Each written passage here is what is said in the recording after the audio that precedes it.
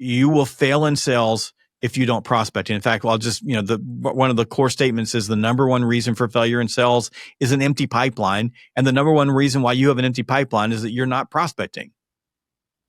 Period.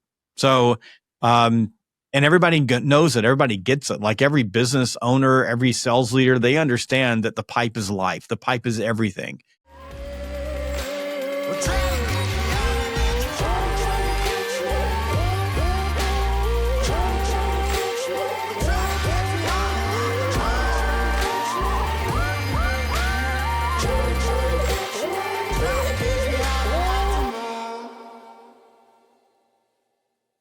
Hey, you all, welcome back today. I'm pumped about the conversation.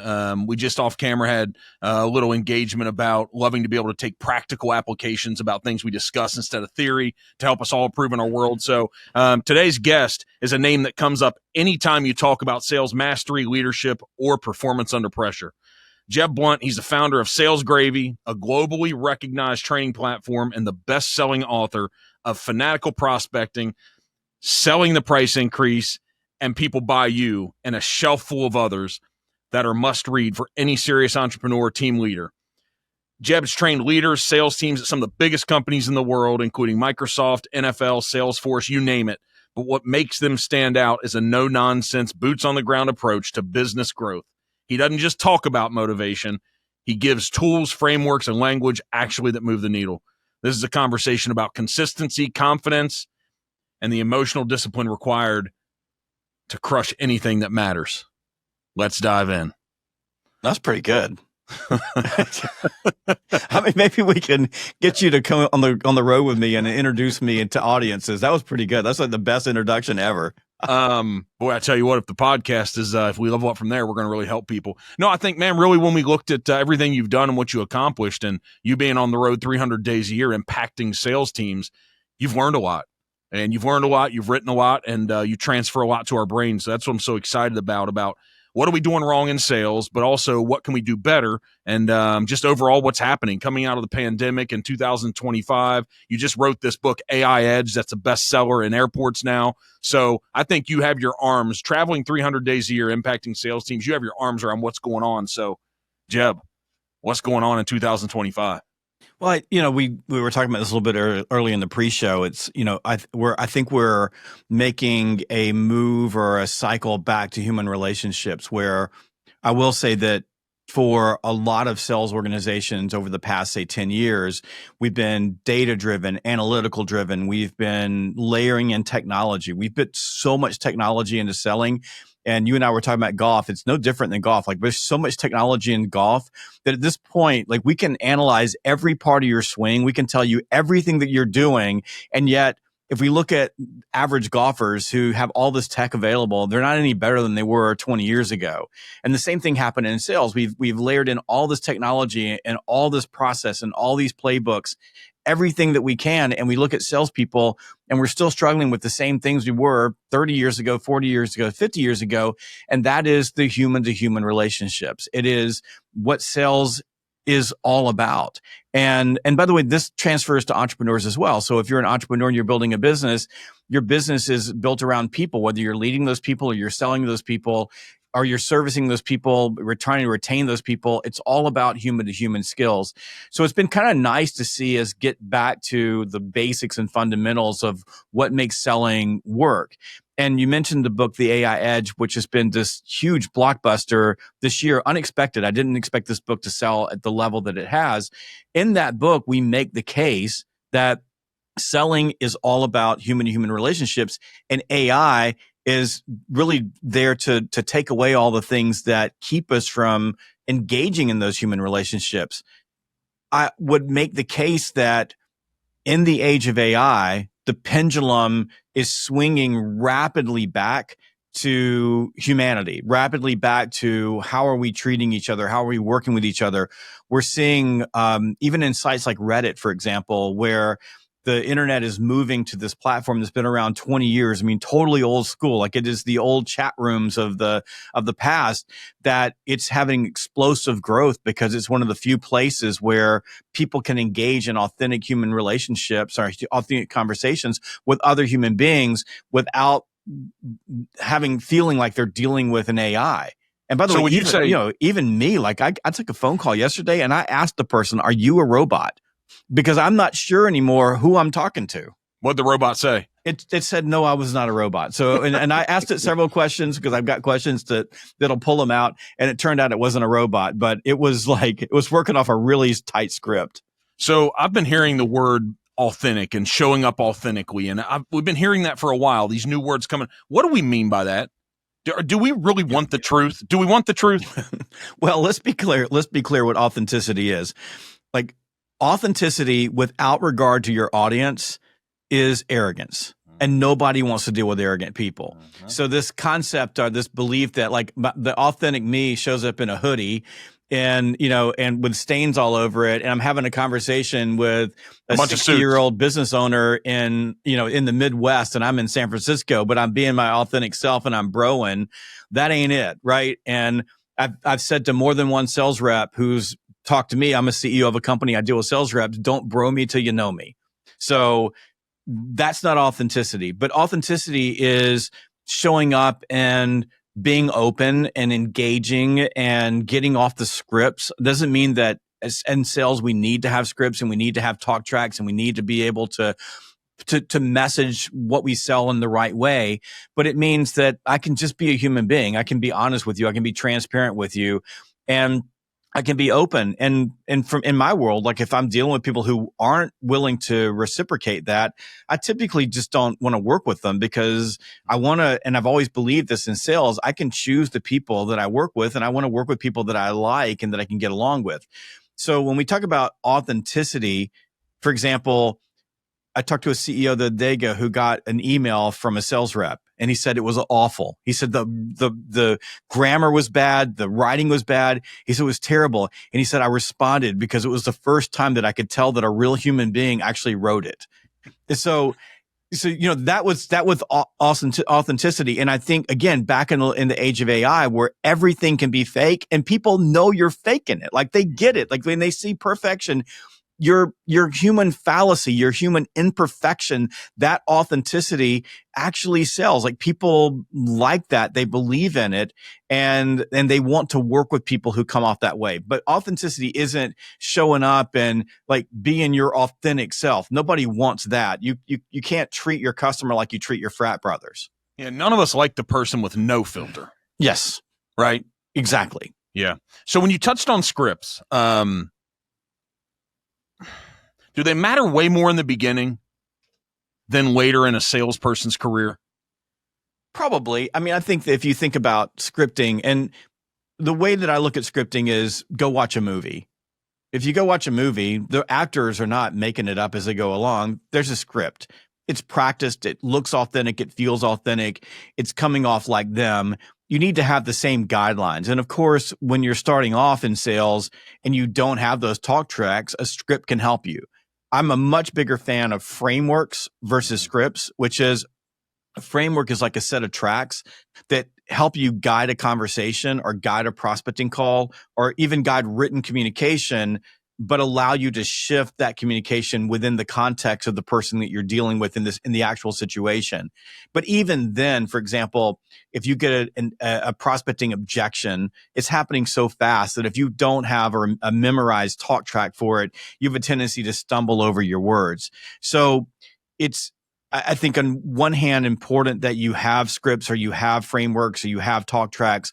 But on the other hand, it's super important. This is important for leaders and for salespeople and for marketers that if you're going to use those type of scripts, that you come off sounding authentic, which means that you've practiced it. In some cases, you've maybe even changed the words so that a word that maybe someone else would say wouldn't be a word that you would say, like it doesn't fit your word pattern. Mm-hmm. So work with them and change them up until you have a talk track or a way of messaging things that sounds like you. And message does matter. What you say, how you say it makes a massive difference when you're trying to communicate something to someone else. Is that what sales is, communication? Sales is listening. So, I mean, you think about selling is not talking at people. Like we think sales is communication. Sales is conversation. And conversation is a two-way street. Sales is relationships, but sales is primarily your ability to listen to people and influence their decisions, influence what they're going to choose to do based on what you heard, not what you say. And in fact, I would say that influence is derived from the things that other people say to you, not the things that you say to them, if that makes sense. Mm-hmm.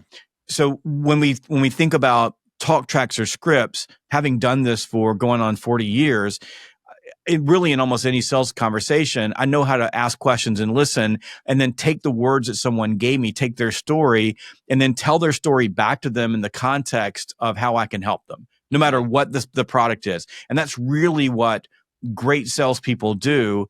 And because they take the time to listen, they earn the right to push back a little bit, or to teach their clients something, or to tell their client in a lot of cases, hey, I just think this is the wrong decision or the wrong track for you. But because they've built the relationship and earned that, they have the ability to do that. Young salespeople, new salespeople who walk in and they get sidetracked by things like Challenger. They think that I'm going to walk in and tell people they're doing it all wrong, and suddenly they're going to buy from me. And those conversations typically don't end very well for young salespeople, because they forgot the fact that emotional intelligence matters, relationships matter, and people are not going to listen to you until you listen to them. So good. I was talking about the scripts and stuff. Some of the best movie lines, because you touched on the movies, the script, but then some of the best ones were ad lib. Yes. Some of the best. And that's what we're talking about. Yeah, I think that like when you said the scripts matter to people who are new in sales versus people who have been around for a long time, it's a lot easier for me to ad lib things. I mean, even when I'm out with sales teams and I've never sold their product before, because I have so much experience, so much business acumen, when I'm spending time with people, it's really easier for me to take information and then put that information into a framework or to a message that sounds like it's being ad-libbed. But the truth is I've got all these frameworks built that allow me to think, okay, if a person said this, here's how I'm going to put the information back to them. And I'm going to do it in a format that works for them. So for example, when I'm talking to a customer and they're like, maybe I'm hitting resistance with them, I just use a quick little micro story framework, which is I'll tell them a story about someone else or some another company that work with me. But I'll basically start off with their challenge. I'll go, I'm working with ABC company, and I was talking to Bob over there. He had the exact same problem you had. And one of the things that he was afraid of is that if he did this, it would cause this problem to happen inside his company. And that's what I hear you telling me. And the person would go, yeah. And I go, well, here's what we did. So we did this, this, and this for Bob. Then he implemented it this way. And then he got this particular outcome. Now, not only did that create like a business outcome for him, but it also gave him the peace of mind that he could go focus on these bigger projects, just like what you're trying to get to. But the first thing Bob had to do is get past the fear that it wouldn't work. And it worked. Now, I'm just made all that up. Like I could ad lib that in almost any situation, as long as I knew that I had a customer that had a problem. But that framework is tell the challenge that someone had, explain how you helped them, the solution for it, and then walk through what actually happened. But it sounds like, go ahead. But it sounds like in that moment, you're grounded in your purpose, trying to find a solution to help the customer. I'm just trying to help the customer get past that particular resistance. Like all along the way, like you're trying to move someone to change something. I don't know if you notice this, but human beings don't like change. So you're going to be facing resistance along the way. And most of our influence in a sales process is getting people past those little moments of micro resistance so that they can step into a better future.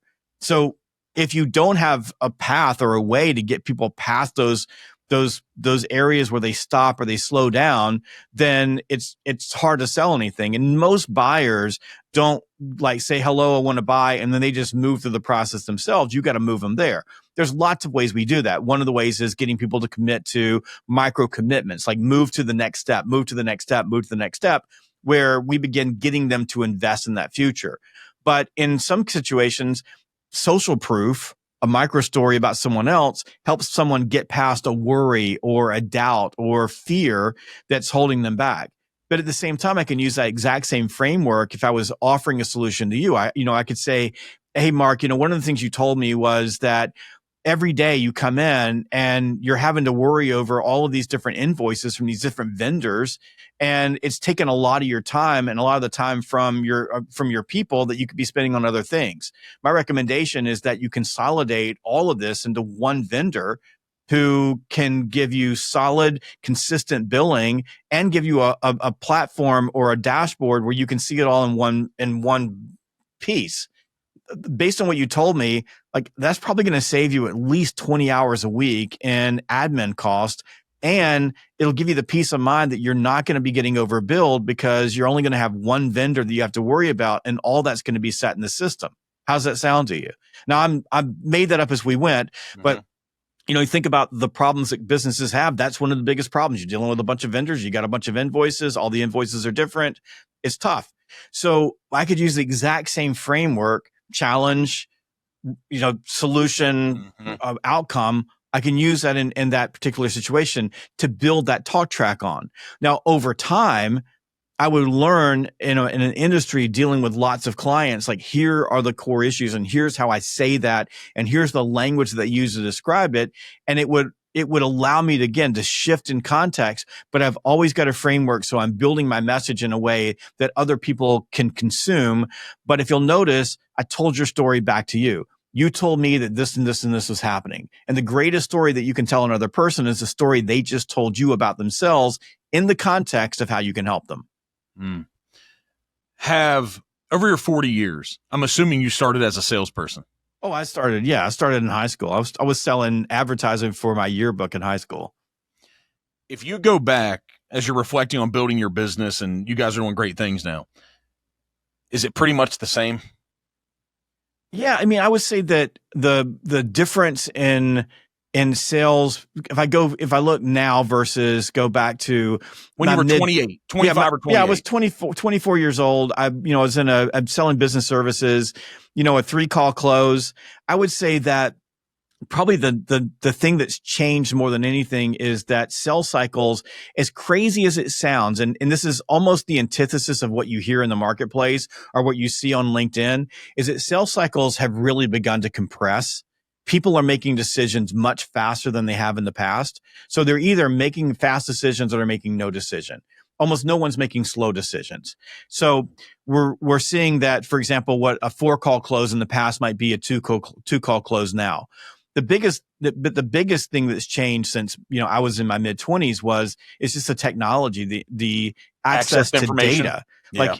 We use a tool called Zoom Info, and I can literally go in, type your name in, and find out everything about you in about 2 seconds, and whether or not you're on the internet looking for something like mine, a product like mine. It's crazy. So that and the modern CRMs and the ability to communicate with people at every level all the time. I mean, when I was 24 years old, this dates me a little bit. I mean, I had a bag phone. It was like $25 a minute or something crazy like that. So I only used it for like closing deals I knew I was going to close. And I carried that around with me, but that was about it. And you didn't have a cell phone. You didn't have video. You didn't have any of that. So I think that today it's far easier for salespeople to sell than ever before. And everybody will tell you that it's far harder. Like everybody will say, like, sales is harder than it's ever been before. That's essentially us pandering to salespeople so we can sell salespeople more stuff. But it's easier because you have more access to people. If there's one thing that maybe have changed is that I think people have learned how to put up walls to salespeople in ways that they didn't in the past. But I've got a client of mine, the big, huge, massive, well-known brand name company that sells equipment out in all over the country. And I've been out with their reps knocking on doors. Like we're walking into businesses. These are entrepreneurial businesses. Some of them are really large. Some of them are small. And we've been walking in doors and people have welcomed us in. I haven't gotten kicked out of one. Literally making genuine knock on the door, cold call, interrupting people's day, walking in the back door, walking in the front door, walking in the side door, hitting gatekeepers who, they'll hold the phone up and here's the boss's phone number, selling stuff to them. Walked into one, sold a $300,000 deal 2 weeks later when we walked into. It's crazy. They're welcoming you. They're so hungry for human beings. They're so hungry to get off email that in-person prospecting for field sales reps is back in a really big way. And I would tell you that has changed from 30 years ago, 40 years ago, go back to the mid 90s, that back then, like you walk in someone's door, they were running from you. They would shut you down in a heartbeat because all the salespeople were doing that. Nobody knocks on doors anymore, so they're hungry to see you. That cycle will continue to change. If AI, this is my prediction, if AI begins to make prospecting calls at a mass scale level, the telephone as a prospecting tool will die very quickly. And the only channel for salespeople essentially will be to go out in the field and go see people. I don't see another way. Email is essentially dead at this point. Executives aren't looking at email. You get about 1 million of these stupid AI generated messages a day, and you've just gotten to the point where you delete them. And now if you know a robot wrote it, you delete it and block it so they can never email you again. That's a big issue these days for salespeople. That doesn't mean that as a channel has gone away. It's just highly ineffective. The telephone is still very, very effective, but robots can dial at a level that human beings will never be able to. So if these tech entrepreneurs, they're going to win the numbers game. The robots will win the numbers game, right? And if the tech entrepreneurs go down that road, which they really haven't done it at scale at this moment, but if they go down that road, they will destroy the telephone as a communication channel. No one will answer the phone because, and this is the truth about humans, nobody likes talking to a robot. We don't want to be duped. We don't want to be manipulated. We don't want to have a conversation with a robot unless that robot is the robot that works for the hotel and you're looking for where the gym is. So what's been the unlock as you're training folks? I'm assuming that the face-to-face cold call / cold knock, there's probably a lot of pushback to salespeople trying to wrap their head around, hey, this is the best and the right way. If not, tell me I'm wrong. But I'm assuming, am I correct in that assumption or no? Yeah, not long ago, this past fall, I took a group of executives on a trip to one of their locations, and because they were concerned that the pipelines were thin. And this is a business where going out in the field and doing knocks really is more powerful than a telephone, just because of the type of people they're selling to. So this is like blue collar world. They're selling to people that are on jobs, that are building things, that are, hauling things, that type of thing. So they were like, what do we do? And they were looking for all of this technological stuff. So I said, come with me, let's go. We took them out. We got the sales team together and we just did a blitz. Like we just got a list of businesses. Each group took a list. We took one of the executives out and they hopped in the cars and they all went out. And we got back. The CEO of the company looked at me and said, I'm absolutely stunned. I've never seen anything like that in my life, because it was incredible. We talked to so many people a day. We had these conversations. We walked in, we've got proposals. Why aren't we doing more of this? And I said, that's exactly what I've been trying to tell you, is that the more people you talk with, the more you're going to sell. The problem is your salespeople aren't talking with people. They're sitting around waiting for people to talk with them. So that's been a major game changer for that organization. And it led to us building out an entire training program specifically geared toward this particular type of business, which eventually is going to become a book. Probably in the next year or so, I'm going to write a book about this. That in these type of businesses, salespeople have got to be systematic about being in the field and having conversations with people. It's hard for the salespeople because they'd rather not do it. And it's hard for the executives because they can't wrap their arms around that a salesperson could just go walk in and have a conversation with a decision maker in a business, which you can all day long. Now, you're not going to walk into, I don't know, ADP, for example, or IBM or some big, huge company and walk into the C-suite. That's not going to happen. That's not what we're talking about. We're talking about businesses that are 50 million, 100 million, $1 billion that have locations all over the United States where you can walk in, you can knock on a door, you can talk to the gatekeeper, you can get information. They will see you.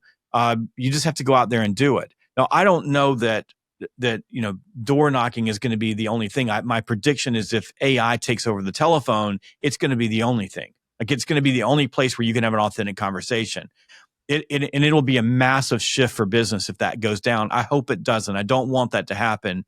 But what I'm saying is that if we think about prospecting as we're just interrupting someone with the intention to engage in a meaningful conversation about how we can help them. Like if that's just what the point is, then why not go knock on a door and interrupt somebody and ask them a few questions to see whether or not it's worth having a conversation. And if not, ask them when it's going to be worth having a conversation. And I just think that right now, if you're an entrepreneur and you're running a business and you're not getting out in the field with your people and you've got salespeople, or if you're salespeople and you're a field sales rep, I'm not talking about an inside sales rep. There are inside sales reps who do not have the ability to do this. That's a different animal. But if you do, just make a list and go out and just call on people. You will be stunned at the reception that you get. It sounds like you had success as a salesperson.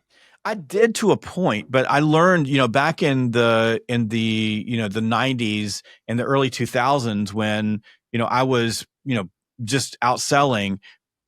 I learned early on that the phone, because the phone really worked well back then, was actually a better way for me to schedule appointments in my territory. So for example, I worked a large territory. I had, 5,000 businesses in my territory that I could sell to. And prospecting by foot is necessarily inefficient, right? So you're getting in a car, you're going out and calling on people. There's drive time, there's getting out, there's getting back in. It can be you can make far fewer calls if you're in the field than if you're on the phone. So what I learned early on was that the telephone for me at the time was really powerful. Almost everybody was out knocking on doors. I could just pick up the phone, call people, set an appointment, and then go there. So the way that I worked my world back then was I came in the morning, I would get on the phone, I'd make anywhere from 30 to 50 outbound dials. I would always focus on setting 2 appointments. Once I got 2 appointments set, then I would map out myself in the field around those appointments, who I was going to call on, which doors I was going to knock around that field. So I actually planned that in advance. So typically, if I had 2 appointments during the day, I could make 10 cold calls, door knocks or door drops. I could do that around each of those calls. So I'd get like 20 or so cold calls, knocks during the day, and I'd make say 50 outbound calls during the morning. So I was getting a lot of prospecting done. I sold more than anybody else in my company's 100-year history multiple times in a row, and I got the trophies to prove it. But it was really just about being efficient, right? So the phone's more efficient than knocking on doors. But once you're in the field, driving out to an appointment and driving back is super inefficient. So if you're going out in the field, then you can grid out a territory and map out the calls that you're going to make around that set appointment. Then someone's going to meet with you, which gives you the opportunity to advance the deal. And then around that, you're going to go out and walk in doors, and those are going to be your future appointments. So it was just a matter of just working a system. That system still works today. It's the one that I recommend to everybody. If for the most part, start with a phone block in the morning, set your appointments, get out in the field, call around those. And if you're an inside salesperson, primarily, then all you're going to have is the phone and email and direct messaging. And I've got a brand new book coming out this fall called The LinkedIn Edge, which is super crazy powerful. I think this book's going to be a blockbuster. And so for the inside sales rep, that's going to make a big difference in terms of how you can in a way, you can simulate a door knock, but you're going to do it in a digital platform versus on the street. But that still works today. Again, we're rolling the dice right now. Does AI, do companies start adopting AI as their phone call? Like my AI is going to do the prospecting, and I'm going to have the AI call you up and then work through a call with you. I'm not seeing evidence that that's happening, but I am a little concerned. So, but if it happens in mass, phone will be dead. It will be dead as a doorknob. Nobody's going to answer the phone because nobody wants to talk to a robot. It may cycle in, cycle out. It's like if the marketplace says we're not willing to take AI phone calls for prospecting and nobody takes them, then those companies, the companies will die a death, a deep death. And maybe you'll see a cycle a year from now or 2 years from now where it'll come back. It's beginning to happen to some extent with email. Like these email AI bot farms are beginning to lay off just a little bit. So it's getting, it's just a handful of guys that are picking this stuff up on Instagram and their stupid emails. But I think it's going to be a 2 or 3 year cycle before people are willing to trust email again.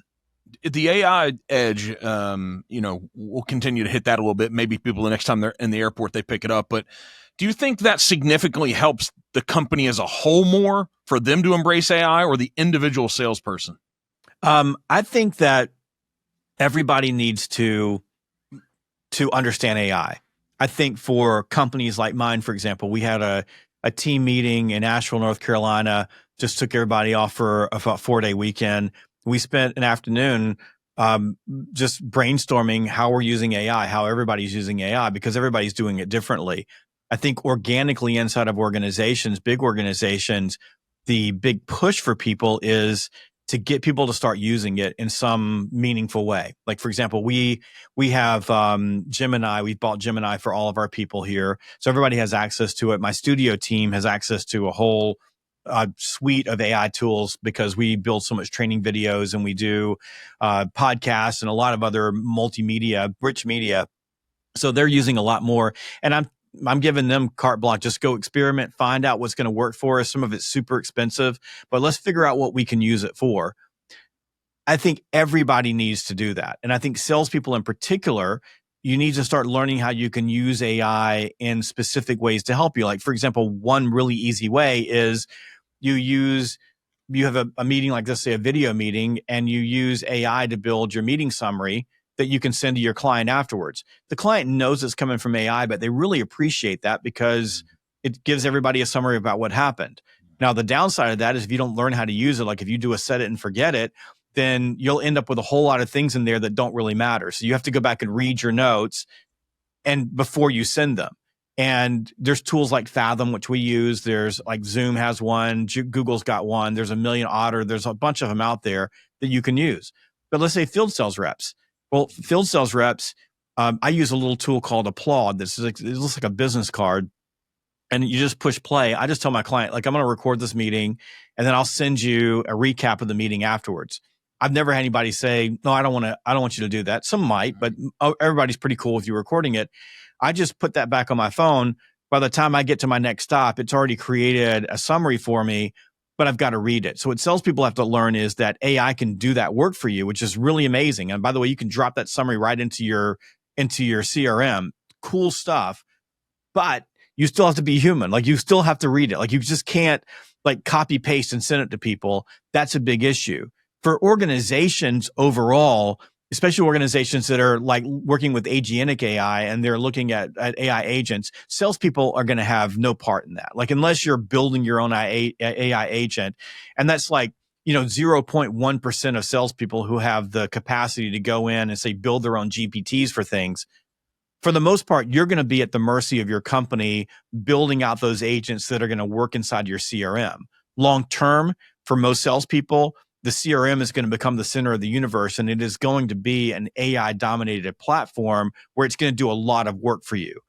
You just have to learn how to embrace it. And probably the biggest issue for sales teams from the beginning of time is that when new technology is released, a subset of the sales team embraces it, owns it, uses it, advances themselves with it. A subset of the sales team says, I can't do this. I'm not going to do this. Eventually they get left behind. And in the middle part, sort of, they use it in fits and starts. So I would say to salespeople everywhere, as your company starts layering in AI, you got to dive into it, use it, experiment it, put your common sense, your emotional intelligence to play, think about how you're dealing with people, and learn how to put those things in place so that it can take away the burden of things that in the past would have taken you hours and hours to do and allow you to do more work with other people. And like meeting summaries, I mean, I never did meeting summaries. I didn't have the 3 hours to sit down and put the thing together. And most people didn't do meeting summaries when we would talk about it, but we didn't do it. Now we do one every single time because AI makes it possible. So what can AI make possible? So I think you've got both of those things going on, but I would tell you that every single person needs to go out and experiment with AI because there's a truth that people don't want to say out loud, although they were talking about it. And that is that there's a lot of jobs are going to go away. I don't think a lot of sales jobs are going to go away in particular, but a lot of jobs are going to go away. And the people who are going to keep their jobs are the people who become conductors. These are individuals that are smart. They understand how to leverage AI around them. So they're like a conductor in a symphony. They've got all these AIs around them that are doing work for them. And they're not using AI to replace themselves. They're using their human intuition. They're using their ability. They're using their pattern recognition. They're using that to pull these together so that they can explode their productivity. And even with my company, Yuli's over here, my producer, there he is right there. I thought you'd left me. You let AI's running this podcast, but he's heard me say this before. As an organization, so we're an organization of 30 something people. As an organization, we can operate like a company that has 100 people without adding a single person. If everyone on the team starts embracing AI to make them move faster. And Ulysses, who is my podcast producer, but also he runs our e-learning and digital learning group. He's our operations leader for that. He uses AI consistently to do things that we could never do before. The things that would take us, 2 weeks to get done, he's able to do in 2 seconds with AI. So his ability to take AI and make himself way more productive is massive. And I think every person who's in business needs to figure that out, because if you don't, you will get replaced by AI. There is absolutely no doubt in my mind that you will not be working. You will be, I don't know what you're going to be doing, but you're not going to be doing what you were doing before if you don't learn how to use AI to both enhance yourself and explode your productivity. Hey, thanks for tuning in. If you like these types of conversations, be sure to follow The Necessary Entrepreneur on your favorite platform so you never miss out on future content. Yeah, there's not going to be less business to be done. There's just going to be fewer people doing all the business, right? And the people that are going to be doing it are the smartest people out there. So the apex predators are going to be the ones that are running things because they're smart enough to use their intuition. And let me give you an example of this, Mark. Because I'd like to go here. I want to go here to talk about, let's say someone's listening to this and they don't have the confidence that they're not apex yet. So how do we take them from there to be apex? And then also you touched on emotional intelligence. Yep. And so without being condescending, how do we have this conversation around emotional intelligence and what it is? I want to give you just a transparent, like from my heart example of what I'm talking about. Let's just flip back to last year. So last year, it was like April, May. And I'm not talking about like I needed to be put in a mental institution, but I got depressed. Like I was just down, and I was feeling down because of AI. I mean, I'm looking around me and I'm like, these AI can do anything. Like it's stunning the things that they can accomplish. And I'm an author. And although I'm a keynote speaker and a trainer and I'm a sales guru and I'm a consultant and I love doing all those things, in my heart, I'm an author. I love writing.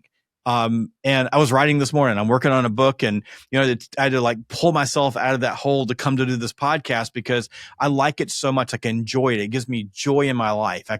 Every day I woke up, I was writing a book, I'd be happy. And I'm looking around and thinking, I'm just going to be replaced. Like, I mean, anybody can sit in their garage and just write a book. I mean, like all my stuff, AI scrapes everything that I've ever written, ever done. It's all there. So I'm just going to be replaced. Why would I even write a book anymore if people can do this? Flip forward a year and more books coming out. I had this epiphany back in March of this year. So a year later, that no one can do what I do. Like it's not possible. Like AI can do this. So you can go and write a book with AI, but you can't write my book because I've got 40 years of experience. Like you said earlier in the pre-show, I travel all over the place. I see things. I get patterns. I'm aware of what's happening in the world. I've got my finger on the pulse of what's happening today and what's happening in the future. And I've got a unique perspective. And do I use AI to help me write? Yeah. I mean, I'm working with AI to help me get past writer's blocks, to do research. Like I use deep research to help me like dive into a subject matter. I would do the same thing before, but I would do it on Google. And I would spend hours and hours and hours, getting research papers and pulling them together. And now I can do it on AI. I still have to check my sources, but it's allowed me to speed up. But it's not taking my place. I'm using my intelligence. I'm using my intuition. I'm using my experience to conduct. I'm telling the AIs what I want them to do from a perspective that other people can't. that was the moment that I started walking on cloud nine. I'm like, I'm in a unique position because I've got things that other people don't have. I've got all this experience. So if you are in your role in your job and you've got all that experience, like you can tell the AI what you want. You have the ability to think in a way that it can't think. It can just do. So that's what I mean by becoming the apex predator. The apex predator is the one that's saying, okay, I have all these tools. How am I going to use them and use my unique perspective to get them to produce what I want it to produce? I have to tell them that. But what if you're brand new? Like, what if you just got out of college, right? What if you don't have those perspectives? Okay, well, in that case, you've got to think about what is the job that I'm being asked to do and how am I going to be able to use AI to get there? And I would say the most endangered species in our business world is the college graduate, like the person who's getting out of school right now, because all of the stuff that we used to do that was like grunt work, like we'd hire an intern and go do this grunt work. AI does it way better than they do. So you're going to have to figure out how to get in someplace and get that experience, but you're going to have to learn how to be a conductor. You're going to have to learn how to bring your unique perspective and to think differently and to learn business acumen. And the biggest worry there is if you spend all your time letting AI do all your thinking, then you're never going to learn how to think. So you have to learn how to think. But that's what I mean. Like I think that I'm probably not unique in thinking, oh my goodness, what do people need me for anymore if AI can do all this work? And it's a really horrible, hollow feeling when you get there. But once you realize that I'm the conductor, I'm the person who is driving the entire ecosystem around me. And as I continue to read about and embrace and learn about these different AI agents and different AI tools, as long as I've got that unique perspective, I'm more powerful than I ever was before. I can produce more than I ever did before, and I can do it and I can be better at it. Do you hear, as you're out on the circuit, and I'm sure you have accounts where you go back to the same companies, and sometimes that's not the keynote scenario, but those keynotes lead to corporate programs, and you build specific programs for them. But does it come up much as you're talking about sales? Does it carry over into this world of people trying to find balance? Because everybody has an opinion about this, right? So because I'm listening to AI and I'm like, man, if people want balance, all they're saying is, I want to work a certain amount of time every week and I don't want to work these other times. That's how it processes with me. And so if you embrace AI, it can help you maybe get closer to that. But what have you noticed about this balance thing? Is it any different post-pandemic than before? Is there a different level of commitment? What do you say to that? I'm the absolute wrong human being to ask about balance, because I ask you that? I have none. Yeah, people ask me, I'm like, I had a young guy. I was down in Orlando at a big conference speaking, and he said to me, like, I'm a brand new husband. I've got a kid on the way, and I want to make a lot of money in sales. And he's in a job where he can make a lot of money. He's 25 years old, but he works for a really cool company. He's like, what do you do? How did you do this? And I just looked at him and go, like, I'm completely and utterly the wrong person to ask about work-life balance, because I've never had any in my entire life. Like I do things that I really enjoy doing, and I do them at the extreme. So what I said to him is, look, if you want to have time at home, like with your family, and that is uninterrupted by work, you're going to have to figure out how to get all your work done at work. So what I would say to you and everyone else, AI is not going to have that discipline for you. It's just not. Only you can have that discipline for you. And if we look at studies on salespeople in particular, we know that salespeople waste up to 3 hours a day just through trivial distractions. They look at their phone for 5 seconds, but that 5 seconds look at their phone means that it takes them on average about 25 minutes to get refocused on what they were doing before. They don't organize their day very well. They don't have their day time blocked. So if you want to not work at home, you have to get your work done at work. Now, if you're working at home, then same thing. Like if you're working at home, then the time that you're working at home has to be work. And then the time when you're at home has to be at home. If that's what drives you. So You have to think about it that way. I'm you know I'm a I work and life is just blurred for me. Now some of it's because writing a book is work because that's what I get paid to do, but it also gives me deep joy, so it's fun for me. So last night my wife had to come up to my golf room where I was writing, and so it is where I watch golf. There's all kinds of, I mean, there's a putting green in there and everything. So, but she had to go where I was writing, and she goes, "You know what time it is?" And I went, "No." She goes, "8 o'clock. It's time to eat." And so I just been writing. I didn't pay any attention to the time. I was still working. Would you call that work-life balance? But I stopped what I was doing, and then I went and I didn't work anymore the rest of the evening. So I think that, yeah, AI can help you with those things. AI can speed you up, but there is a lot of noise in the marketplace right now about how companies who are deploying these AIs and they are not hiring more and they're reducing the size of their workforces are expecting their people to be hyper productive with AI. And all of these people who thought that AI was going to make it easier for them to have this balance are finding out the hard way that nothing really has changed. Companies expect productivity, and they always have. And so you got to get more done. And with less people, that means that the human beings that are still there, even though there's AI agents, are probably going to be working longer hours in order to get everything done. So I would say that we're probably, unless we're going to go back to the 1950s when there weren't devices and things beeping at us and communication 24/7, we're probably going to be in exactly the same boat we've always been on. And I would just leave you with this advice. If you want to have balance in your life, you have to choose that balance. And that balance has to be balanced with the fact that you got to make a living and pay a mortgage and take care of your family and put food on the table. So I would begin with, if you don't feel like you have balance, take a deep look in the mirror, look at your day. There's an entire section in the AI Edge around being ruthless about prioritization. So I would send people to the AI Edge. I think it's probably the best part about the entire book, which is time management and creating that balance. But look at your life and look how much time you leak and waste doing things that are trivial, that have no importance in your life. Get rid of that. Like, literally just get rid of it. And then for me, on balance, Mark, I'm a different animal. I take my balance all at one time. So for the last 2 weeks, I've been on vacation. And when I was on vacation, I wasn't communicating. Like, I didn't look at my phone. I didn't look at my computer. I just realized that I got in yesterday, and for the first day, I opened my computer up. It was exactly where I left it before I left. Even though I took my computer with me, I never even opened it.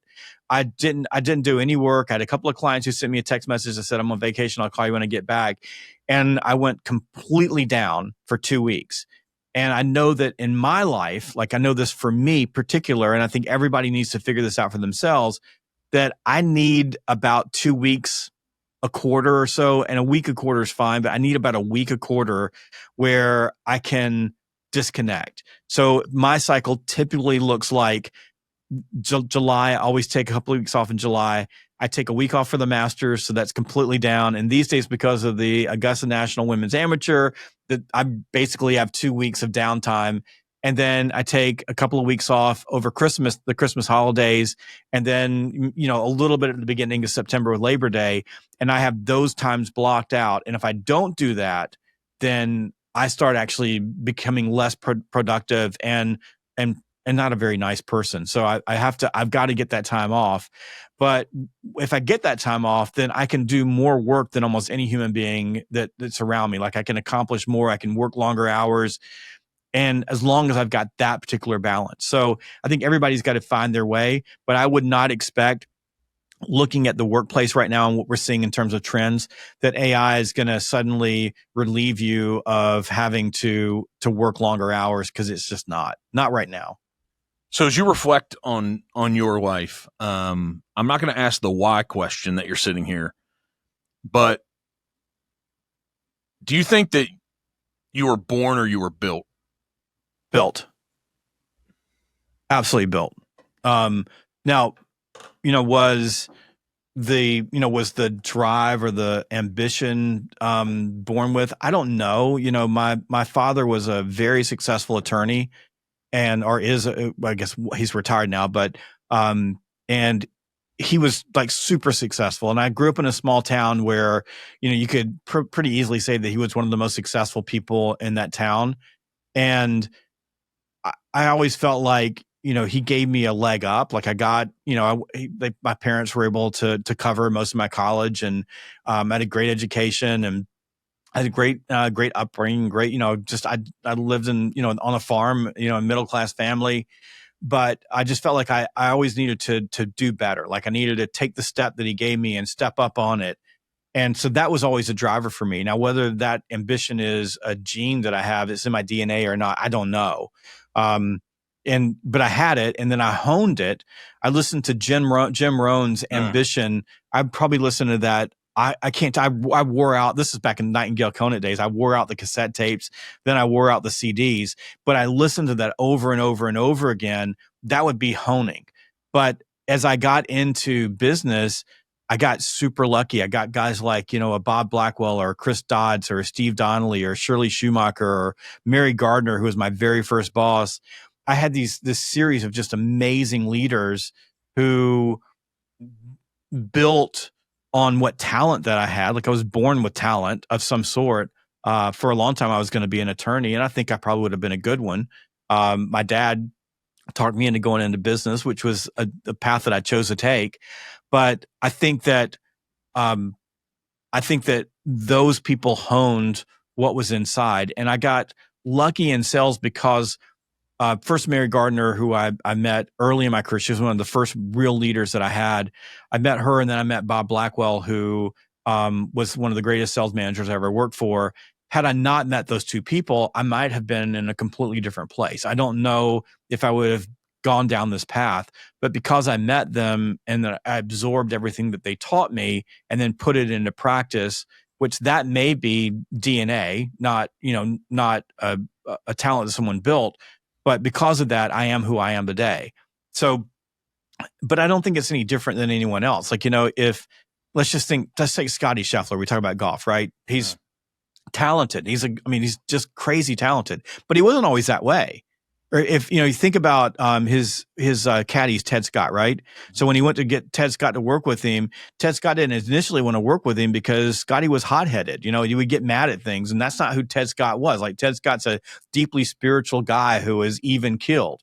So is Scotty a better golfer today because of Ted Scott? I think that no one would argue no, he isn't. He's better because of Ted Scott. But but Scotty honed his ability to be this ice cold.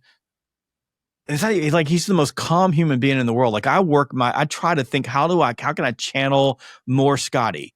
Because I watch him and think I need to be more like that when I get in emotional situations. And I'm 58 years old and I'm trying to learn how to be less emotional. So how do you do that? But this is a great moment for us to touch on this emotional intelligence. Like take it there, keep going what you're going, but take it there. So let's think about emotional intelligence. Like how do you build that? I mean, I struggle with it my entire life. I've written books about it, but almost always everybody does. When you're younger, your emotional intelligence is at a lower level than when you're older. And we don't know who Scotty is in the rest of his life. Like we don't know like what happens in his world, but at least on stage in golf, I would say he's got high emotional intelligence. Like he's able to manage his own emotions and deal with all the people around him, the press, whatever. He just knows how to deal with people that way. And that's what we're talking about in sales. Yeah, same thing. I'm the same way in sales. Like I meet a lot of salespeople they're the Scotty Schefflers of sales. Like they're that good. They're people that are making 7-figure selling. They have insanely powerful emotional intelligence in the bubble of commercial sales. The rest of their life is an abject disaster. Like they're not that great with people anywhere else, but they understand how to handle it in sales. And I had early leaders who helped me figure that out so that even though I would say that I had probably low emotional intelligence in other parts of my life, I had very high emotional intelligence in the commercial bubble of selling. Like I was the calmest, coolest. I just knew how to work a sales process. When I was in the sales process, everything slowed down for me. It just worked. The struggle for all of us is how do we apply what we're good at in the area of our talent to everywhere else in our life? How do we do that? that I think is where coaches come into play. I could just go back to Scotty. What would have happened if he hadn't moved to Texas from New Jersey? What would have happened if his dad didn't introduce him to golf? Like, what he might be an insurance agent right now. Who knows? But a lot of things happen in his life.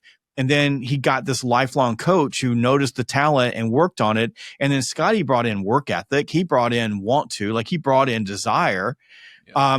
I would say the same thing in sales. Like I didn't know that I had like sales talent, but once I met Bob Blackwell, like I brought in the work ethic, the want to, the desire, I wanted to make, I wanted to win big. I wanted to make money. All those things came into play, and I had someone to help me do that. Because you said what you said earlier was, you said that if you would have been an attorney, your dad talked you out of it. If you would have been an attorney, you think you would have been a good one. Yes. See, that's the unlock. It doesn't matter. See, the argument then would be with Scotty Scheffler. If he wouldn't have found golf, the same argument with him. If he has drive, if he has commitment, if he has discipline, you apply that to anything. Yeah. He might have been good in something else. Yeah. And is that why you think you would have been a good attorney? Yeah. Because you just know you. I know that. I think I could. I think this sounds. I don't want to sound arrogant. I think I can be good at anything if I desire to be good at something. Like I wanted to be an author. I didn't like publish my first book until I was 40. I published 17. My 18th I'm writing right now. Like that's a lot of books for people. And we're talking, knocking on 2 million copies sold worldwide. And I wanted to be an author. I mean, I thought about it like everybody else does. Everybody thinks about writing a book. I got 1 million people coming to me. I'm thinking about writing a book. Everybody does. Like everybody's got a book in them. I just did it.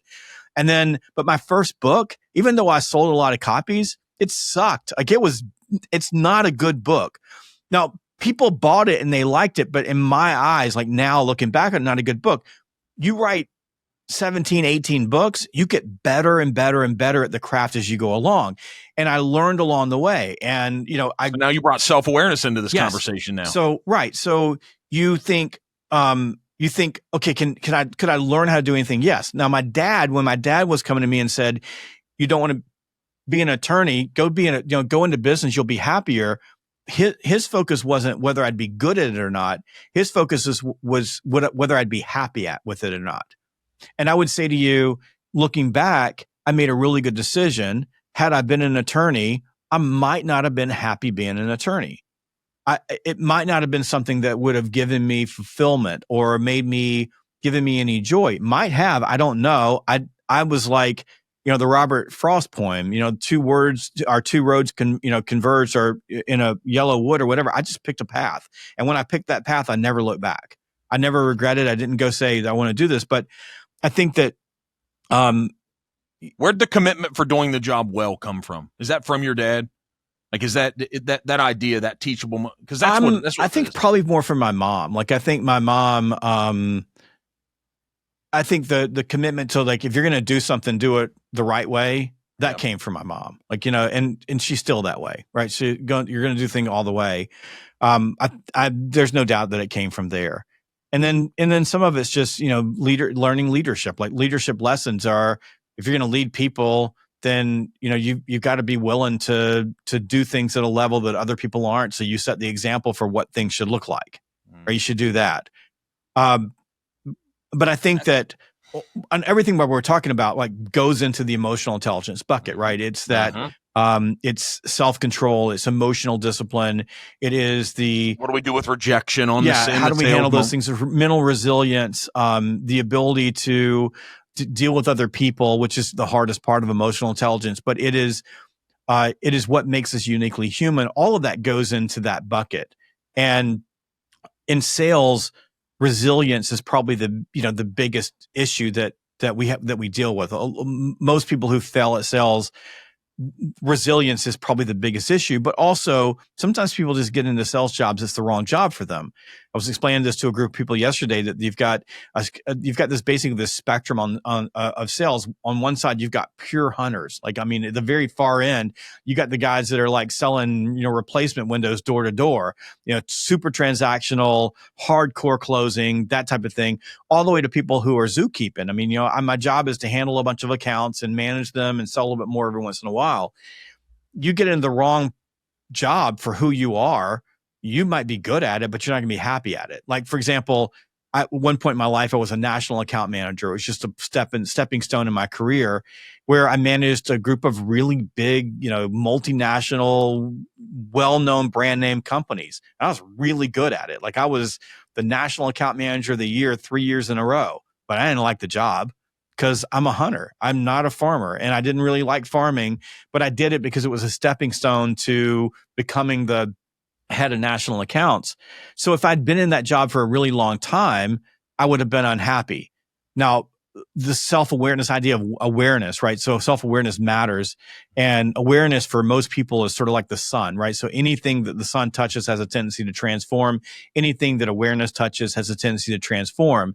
So the lack of self-awareness is a trait that will kill your EQ, your emotional intelligence. Awareness is a thing that will open that up. And we all, have a hard time seeing the things that we need to see. That's one of the reasons why great leaders and great coaches and great mentors in our life are so powerful, because they shine a mirror on the things that we're unable to see ourselves. Like, that's why, for example, at the Augusta National, during the Masters, the greatest golfers in the world have a coach sitting next to them with a phone that they're holding up, filming them so they can show them the things that they can't see. So for me, the awareness of knowing what gives me joy and doesn't give me joy, that really mattered to me, right? So I was willing to take a job that I didn't like or didn't want, as long as I knew that was for a reason. It was a stepping stone, where a lot of people don't. Like, a lot of people are in jobs that they shouldn't be in just because they don't have the awareness that doesn't give them any happiness or joy. For me, that was just the thing. I just knew what I was really good at. And even now in my own company, there's a lot of things I'm doing right now that I don't really like to do. And I'm doing them for the sake of the company and the sake of the people that work here and that I love and care about. So I continue to do things for the health of the organization. But ultimately, my goal is to spend my time doing the things that I'm best at and that I like. But if we're talking about the company as an organism, and too often we just think it's a brand and a name, but as an organism, what does that company or that organism, what does it really value in the people that choose to work there and build careers there? Every company is going to be different, but I think for our organization, I mean, number one, the organization values people that are nice, and we value people that we like to work with. Ulysses is sitting over here, so I'll talk about him. But he's like the nicest person in the entire world, except for when he steals the cake out of the refrigerator while I'm in here talking to you. And he'll do that for everyone. He's up there laughing now. But he knows brought you coffee, though. He's talking about. Yeah, he gave me coffee. But everybody likes working with Ulysses. He's just a unique, different person. He's a great human being. He's authentic. He's Ulysses is he's like part of our soul as an organization. And if you look around Sales Gravy, that's pretty much what we've put together. I've always called us a company of misfits, right? We're just all this amalgamation of these human beings that came along that just kind of fit us. So I think that organizations, like for in our world, we value that, but we also value people who show up. Like, our red line in the sand is we always show up. If we have to get something done, we get it done. That's an important value system for a training and consulting company, because not showing up is a really bad thing. Like, you got 100 people who've flown into Las Vegas for a conference, and you got a trainer who's supposed to be there training them. It's bad for business that the trainer doesn't show up. Like, I'm sick, I can't show up. There's no such thing as being sick. We don't show up. We show up. And we find a way to show up. So we value that in people. But I think that if I looked at our company, the thing that I think the company values the most and is an organism, like, we're just a person. We just value cool people who are fun to work with. What, you write all the books. So you've now developed the skill to put out books that are really beneficial to people. I mean, you just put out AI Edge. It's funny that you've sold 2 or 3 million books, and one book you recently put out that you didn't know how well it was going to do is sold half of those volumes. That's wild. 1.5 million. But Am I correct in that? That would be Fanatical Prospecting. So the AI Edge has been a blockbuster this year, but it hadn't done 1.5 million sales. Fanatical Prospecting. But yeah, Fanatical Prospecting is like the global blockbuster. It's in every language. It's a lot of the people in this industry call it the Harry Potter of sales books. Why is that? Why do you think it's that successful? Luck. I hit the note at the right time. I was pissed off when I wrote the book. I was mad. I was mad at all the noise on social media that were telling salespeople that they didn't have to prospect, that you could just hang out on LinkedIn and it would be easy for you. There was very little truth, a lot of pandering in prospecting, and really no one had written like a real prospecting book. Like there just wasn't anything out there, like real, like in the trenches. This is how you by God do this. And this is the mindset. So when I wrote the book, I used a tone that was an in your face, like I got out of my passive trying to be nice, like in your face tone. So I just hit every single note, and people love the book. And it, like any book, it starts building its own ecosystem. It becomes almost a self-fulfilling prophecy, because once enough people read a book, now you've got entire sales teams where every time a new hire comes on, a company hands them a copy of Fanatical Prospecting.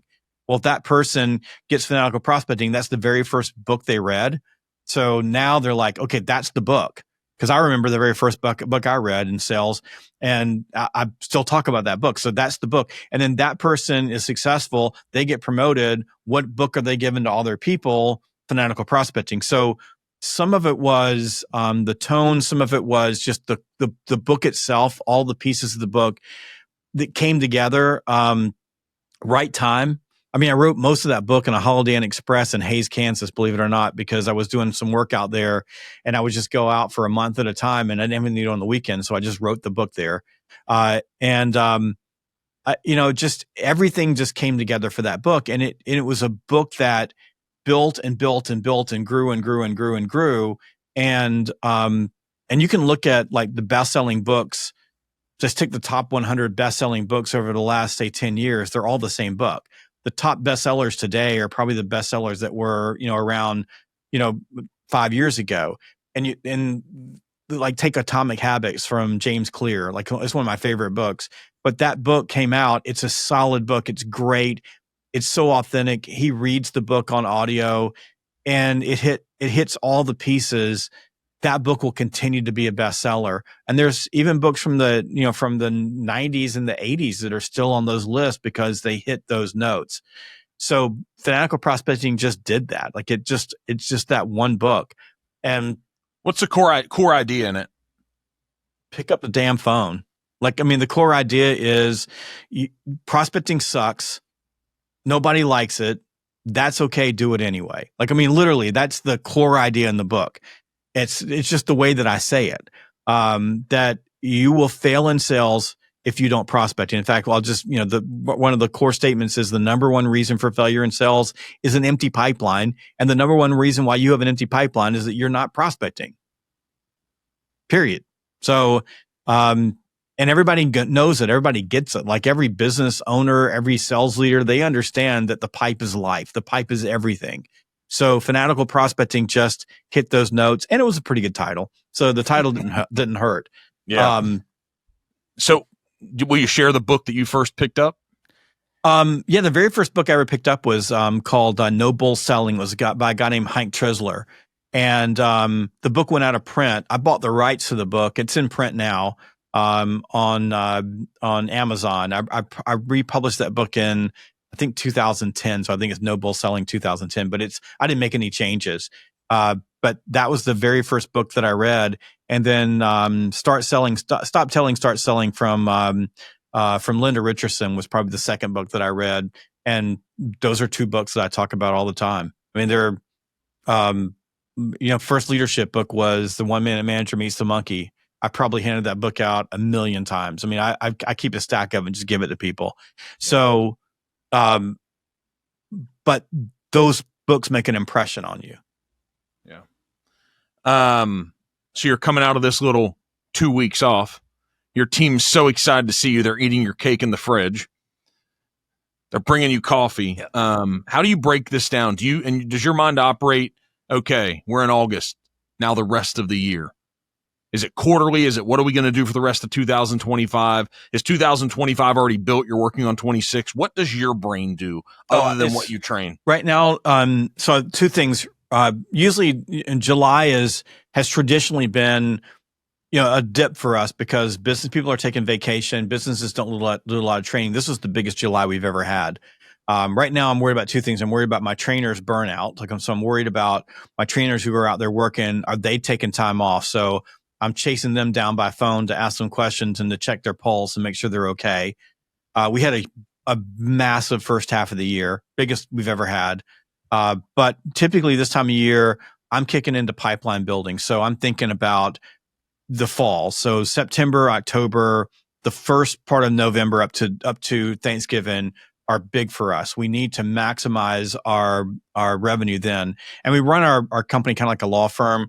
We don't bill by the hour, but we track by the hour. So we take all of our billing and we convert it into hours, training hours. So that's what we track. So right now my push is prospecting, get it into the pipeline.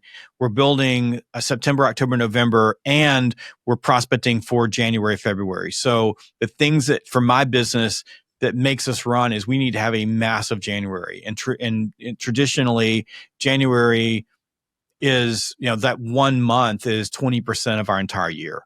So wow. If you book it, you're booking the business. Yeah, in January. We're absolutely. So we're like when January 1st starts, I don't expect to come home for 3 months. Like I know I'm going to be on the road. I know my trainer's going to be on the road, but we've got to think we're prospecting now to build those engagements for January. We can't take our foot off the accelerator. So it's probably the biggest issue for us as an organization is you have a really big first half of the year. You start getting worn out. You take your foot off the accelerator and then you blow up next year. So we've got the fall and the winter. And at the same time, we can't push people to the point of breaking because they're not good for themselves, their families, or for our clients if we push them that hard. So we've got 2 new trainers we just hired. We're bringing them along. That takes about a year to get them ramped up. So it's a pretty expensive process to bring trainers along. And we're different than most other training companies. Most training companies, their trainers are all 1099. So they're independent contractors. Kind of like my golf instructors were independent contractors of the company I went to a golf academy recently. And we're different as an organization. All of our trainers are W-2s. They work for us. They're our employees. We provide health benefits and profit sharing and 401ks and all of that for our folks. So when we bring on a new trainer, it's just like bring a trainer on and then like throw training at them. We bring them on. We're investing in that person with a salary for a year before they're even productive. So it's a pretty big risk to bring them on. So I've got to get focused on getting that going because trainers are how we expand our revenue base. The more trainers you have, the more your revenue base grows. And those trainers, by the way, all have to sell too. So they have to. What makes one of those trainers, the ones who really do it well? What creates that person that does it well, that really good trainer? They're salespeople, like they're practitioners. So my trainers that are my very best trainers, they all grew up in sales. They were all successful. They all made mistakes. They all worked in the trenches. 2 of my very best trainers were sales leaders. So they worked in businesses where they were leading salespeople. But they're practitioners. My best trainers are also my best salespeople. They produce more in sales than anybody else does. And when they're standing in front of salespeople who can see through BS faster than just about anybody, they're standing in front of them. They're authentic. Like the salesperson's looking at me going, I know you were doing this yesterday. My trainer's going, look, I was on a sales call yesterday and this is what happened. Versus what you run into, especially in corporate training rooms where you've got a person who is teaching. In a lot of cases, those individuals that are teaching can't sell their way out of a paper bag. And, which is, if you can't do, you teach. We've always said that.